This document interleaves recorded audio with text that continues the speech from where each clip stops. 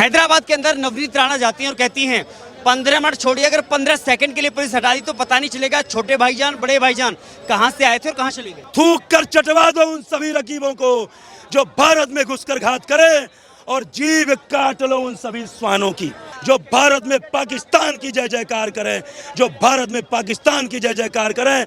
कुछ ऐसे राक्षस हैं जो चाहते हैं कि हम भारत पे पूरा कब्जा कर लें, लेकिन ये सपना सिर्फ सपना ही रह जाएगा। ये हिंदुओं की उदारता है कि आज तुम सही सलामत हो, लेकिन जिस दिन रावण की तरह अपने अत्याचार की सीमा पार कर दोगे, उस दिन तुम्हारा सर्वनाश कर दिया जाएगा। जिस भारत भूमि पे पैदा हुए, उस भारत भूमि की आस्था पर, उस भारत भूमि की संस्कृति पर, उस भारत भूमि की अस्मिता पर यदि कोई प्रहार करेगा तो कहा गया है धर्मो रक्षित रक्षित। धर्म की स्थापना के लिए शस्त्र उठाना भी धर्म का काम है। ओपन चैलेंज कर देता हूँ ओवैसी जी को।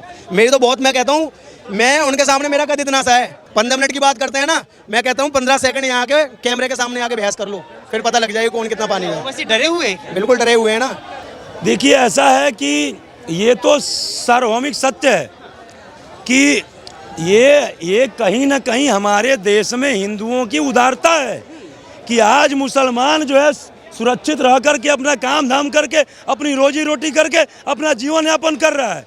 आप बताइए, नहीं आबादी तो बढ़ा ही रहा है और आबादी बढ़ा रहा है। देखिए, और इस पे भी मेरी आपत्ति है। आप ये बताइए, मैं इस पे आऊँगा अभी, आबादी वाले पे।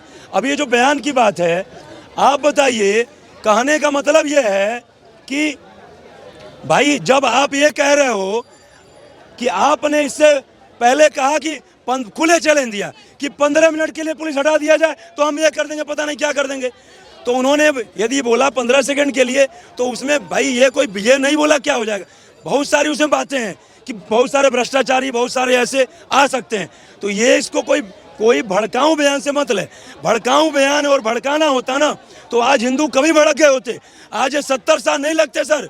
और एक बात कहना चाहता हूँ मैं आपके चैनल के माध्यम से, इतिहास उठा करके देख लीजिए, त्रेता, द्वापर और सतयुग, हर युग में मुख्य रूप से 3 लोग रहे हैं। त्रेता में भी उठा करके देखेंगे तो मनुष्य थे, राक्षस थे, देवता थे। द्वापर में भी मनुष्य थे, राक्षस थे, देवता थे। और इस कलयुग में भी मनुष्य भी हैं, राक्षस भी हैं और देवता भी हैं।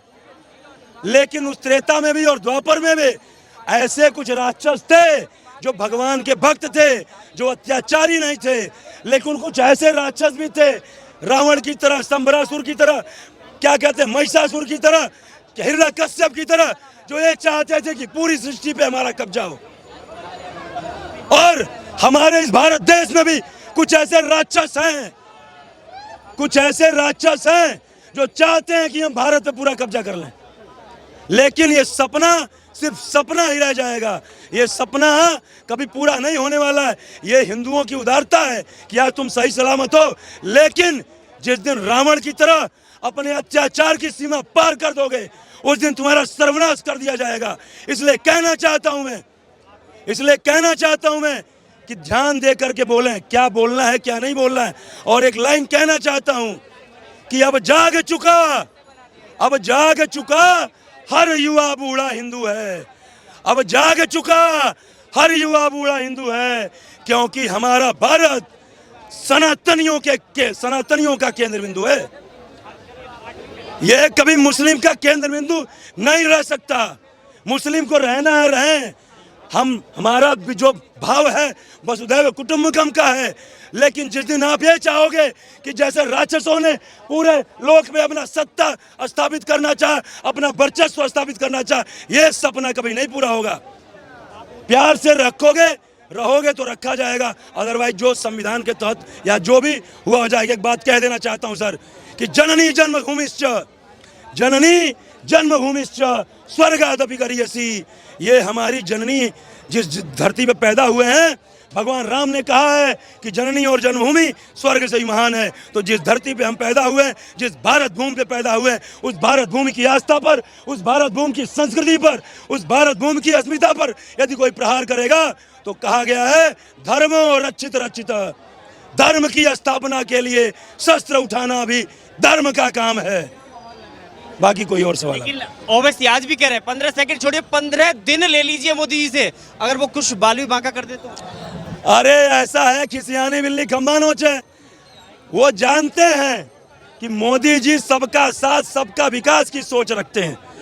मोदी जी को यदि मुसलमानों से, देखिए मैंने कहा मेरे लिए सबसे पहले इंसानियत है, लेकिन इंसानियत को रौद करके यदि कोई काम करोगे तो भाई दंड सबको मिलना चाहिए।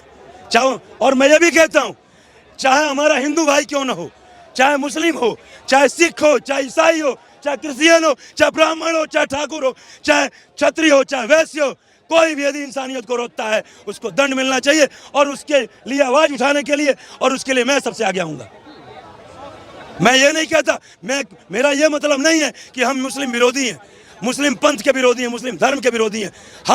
हम जो है क्या कहते हैं, जो दरिंदे हैं, जो अराजक हैं, जो आतंकवादी हैं, जो देश का खा करके और देश की ही जो है वो अपनी थाली में छेद करते। और एक लाइन याद आ गया सर, इसी बात पे जो कहते हैं ना ओवैसी जी, देखिए ये हमारे प्रधानमंत्री जी की उदारता है, 3 तलाक खत्म करके मुस्लिम महिलाओं को राहत देने का काम किया। आज जो हाईवे बन रहे हैं, क्या मुसलमान नहीं जा रहे हैं? अस्पताल बन रहे हैं, मुसलमान नहीं जा रहे हैं? 51 करोड़ खाते खुले, क्या मुसलमान के उसमें नहीं खुले?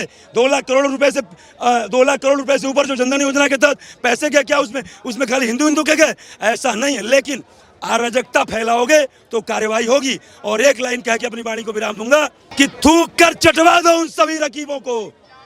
पहले थूको और बोलो चाटो, कि थूक कर चटवा दो उन सभी रकीबों को जो भारत में घुसकर घात करे, और जीव काट लो उन सभी श्वानों की, जीव काट लो उन सभी श्वानों की जो भारत में पाकिस्तान की जय जयकार करें, जो भारत में पाकिस्तान की जय जयकार करें। और सम्मान करो उसका तुम जो सिर्फ राष्ट्रवाद की बात करे, और गले लगा लो उन सबको तुम जो सिर्फ इंसानियत की बात करे, जो सिर्फ इंसानियत की बात करे। मैंने कहा ना भाई साहब, मेरे लिए सबसे पहले इंसानियत सर्वोपरि है, लेकिन इंसानियत को कोई रो देगा तो उसका इलाज होना भी जरूरी है। देखो मैं कहता हूँ जो नेता लोग होते हैं ना, वो सबके होते हैं, हिंदू मुसलमान सबके होते हैं। उनको अच्छी बात करनी चाहिए, उनको देश चलाना है तो मिलने मिलाने वाली बात करनी चाहिए, ना कि भड़काने वाली बात करनी चाहिए। और ये ओवैसी बंधु हैं, इनकी हमेशा एक तरफा बातें होती हैं। मैं जब इनकी स्पीच सुनता हूँ तो सब भड़काने वाली बातें करते हैं। तो एक्शन का रिएक्शन है, अगर उसने बोला है लेडीज़ ने उसके खिलाफ, तो एक्शन का रिएक्शन है और कुछ नहीं है। नवनीत राणा अगर कहती है कि 15 सेकंड के लिए, 15 मिनट छोड़ी, 15 सेकंड के लिए पुलिस हटा ली हमने, तो ये पता नहीं चलेगा कहाँ से आए थे कहाँ गए, तो आपको लगता है ये भड़काने वाला बयान है या उकसाने वाला बयान है? देखो ये इस तरह की बातें नेताओं को नहीं करनी चाहिए, क्योंकि नेता होते हैं हिंदू मुसलमान दोनों के, उनको देश के अंदर शांति फैलाने वाली बातें करनी चाहिए। मैं दोनों बयानों की निंदा करता हूँ, पहले ओवैसी वाले की भी करता हूँ और इसकी भी करता हूँ। मैं ये कहता हूँ ओवैसी जो है हमेशा एक तरफा बातें करता है, एक तरफा मुस्लिमों की बातें करता है, सेना के अंदर भी मुस्लिम ढूंढता है। यह इस तरह के नेता हमें नहीं चाहिए।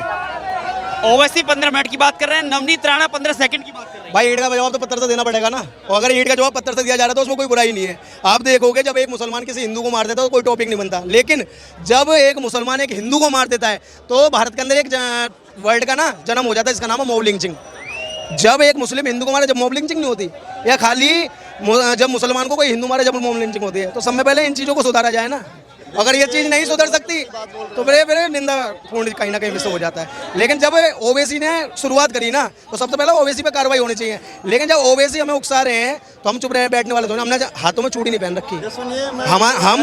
हम उस वंश में आते हैं जहाँ महाराणा प्रताप जी और वीर शिवाजी और भी हमारे जो कहीं ना कहीं क्रांतिकारी रहे, उनसे आते हैं। जब हम मुगलों से लड़ गए तो ओवैसी की औकात क्या है? ये सुनिएगा, 15 सेकंड छोड़िए, 15 दिन के लिए अगर पुलिस हटा लो, मोदी से परमिशन ले लो, तो अब भी कुछ नहीं बिगाड़ पाओगे।